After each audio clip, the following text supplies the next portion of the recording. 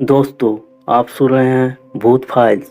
और अगर आपके पास भी कोई ऐसा डरावना अनुभव है तो आप हमें नीचे दिए गए ईमेल आईडी के माध्यम से भेज सकते हैं या फिर हमारे इंस्टाग्राम पेज भूत फाइल्स पर भी भेज सकते हैं। हम आपके भेजे हुए अनुभव और घटना को इस चैनल के माध्यम से सबको सुनाते हैं। तो चलिए सुनते हैं आज की एक सच्ची और डरा देने वाली भूतिया घटना।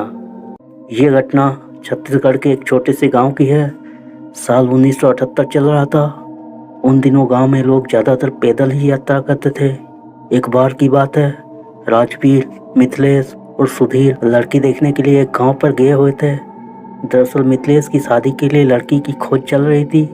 मिथिलेश के माता पिता अब इस दुनिया में नहीं थे, तो मिथिलेश खुद ही अपने लिए लड़की खोज रहा था। रास्ता लंबा था, इसलिए वो लोग सुबह ही निकल गए थे। जिस गांव का पता बताया गया था वो गांव एक जंगल के रास्ते पड़ता था। वो आज के रामानुजगंज के आसपास ही पड़ता है। सामने कन्हल नदी बहती थी, मगर गर्मी का महीना था इसलिए नदी पूरी तरह से सूखी हुई थी। उन तीनों दोस्तों ने नदी पार की और उस गांव में पहुंच गए।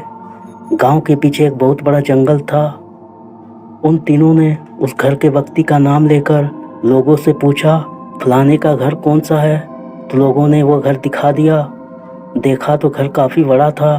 उस घर के लोगों ने तीनों का स्वागत किया और जो मेहमान सत्कार होता है सब किया। फिर उस लड़की को बुलाया गया। मिथिलेश को लड़की पसंद तो आ गई, पर अभी तक फैसला नहीं हुआ था। तब तक रात हो चुकी थी, तो उन लोगों ने उन तीनों लड़के से कहा, आज रात हमारे यहाँ ही रुक जाइए क्योंकि रात हो चुकी है और आपका रास्ता काफ़ी लंबा भी है।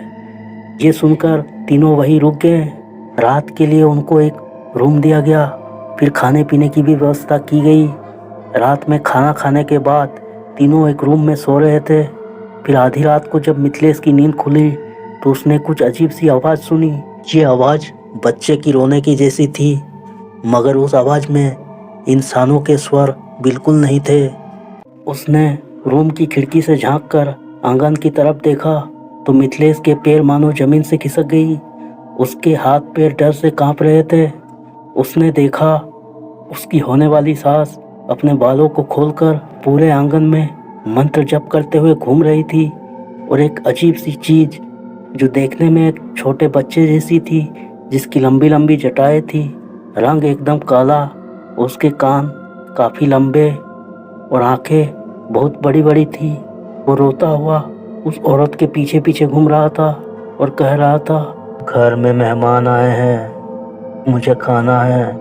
इस पर उस औरत ने उसे डांटते हुए कहा, अरे चुप कर, क्यों पीछे पीछे घूमता है? निकल यहाँ से, वे हमारे मेहमान हैं, तू उनको नहीं खा सकता, जा निकल यहाँ से। ऐसा कहकर वो औरत फिर से मंत्र जाप करने लगी, लेकिन वो पिशाच उसके पीछे पीछे घूमता रहा और एक ही रट लगाए जा रहा था, घर में मेहमान आए हैं, मुझे खाना है। तब वो औरत गुस्से में बोली, हाँ जा, खा ले जिसे खाना है, पर उसी को खाना जो आज रात किसी कारण घर से आंगन में निकले। ये बात सुनकर वो पिशाच चुप हो गया। ये सब मिथिलेश खिड़की से देख रहा था और देखने के बाद उसके हाथ पैर मानो अपने आप कांपने लगे। उसने चुपचाप बिस्तर में जाकर सुधीर और राजवीर को आवाज़ दी। फिर जब दोनों जाग गए तो मिथिलेश ने सारी बात बताई। इसे सुनकर वे दोनों भी काफ़ी डर गए। मिथिलेश ने कहा, चाहे जो हो जाए, आज रात इस रूम से कभी बाहर मत निकलना, चाहे पेशाब लगे या जो लगे, इस घर से बिल्कुल ही बाहर मत निकलना, किसी तरह रोक कर रखना, और जैसे ही सवेरा होगा हम लोग यहाँ से निकल लेंगे। तभी रात को आंगन की तरफ से कुछ भारी सी आवाज़ आई, मानो कोई चीज़ धड़ाम से गिरी। खिड़की से झाँक कर उन्होंने जो देखा उसे देखकर उनकी रूह कांप गई। वह आवाज़ एक टीन के दरवाजे के गिरने की थी। उनके घर में एक गाय थी, वो गौशाला से दरवाज़ा को गिराकर बाहर निकली थी। शायद उस गाय को प्यास लगी थी और वो पानी पीने के लिए छटपटा रही थी।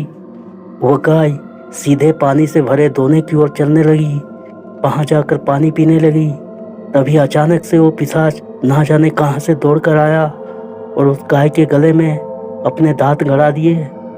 तब वो गाय जमीन पर गिर पड़ी और तड़पने लगी। कुछ देर तक वो पिशाच गाय के गले में चिपका ही रहा। फिर कुछ देर बाद वो वहां से दौड़कर सीधे उस रूम में घुस गया जहां वो औरत सो रही थी। दरवाजा बंद था, मगर वो पिशाच दरवाजे के आर पार होकर अंदर चला गया। ये सब देखकर उन तीनों दोस्तों का डर से बुरा हाल हो रहा था। वे तीनों किसी तरह सवेरा होने का इंतजार करने लगे। फिर जब सवेरा हुआ तो घर के सभी लोग आंगन पर जमा हो गए और आपस में बात करने लगे, आखिर एक अच्छी खासी गाय अचानक कैसे मर गई। फिर वो तीनों दोस्त वहां उनके सामने गए और पूछा, यहाँ हल्का होने के लिए कहाँ जाना पड़ता है। तो उनके होने वाले ससुर ने कहा, गांव के पीछे एक तालाब है, वहां चले जाओ, हम सब वहीं पर जाते हैं। फिर उन तीनों ने कहा, हम लोग एक ही बार नहा कर आएंगे, इसलिए हम लोग अपने साथ अपने सारे सामान लेकर जा रहे हैं। ऐसा कहकर वे तीनों तालाब के पास जाने के बहाने सीधे घर भाग गए। रास्ते में मिथिलेश ने कहा, ये लोग भूत प्रेत भी पाल कर रखते हैं और वो औरत एक काला जादू करने वाली औरत है। मैं ऐसे परिवार में कभी शादी नहीं करूँगा। ये कहकर तीनों अपने घर भाग गए।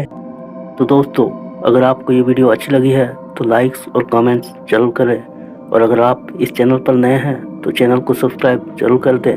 साथ में नीचे दिए गए घंटे की आइकन को भी दबा दें, ताकि हम आपके लिए इसी तरह के डरावने अनुभव और सच्ची भूतिया घटनाएं लाते रहें।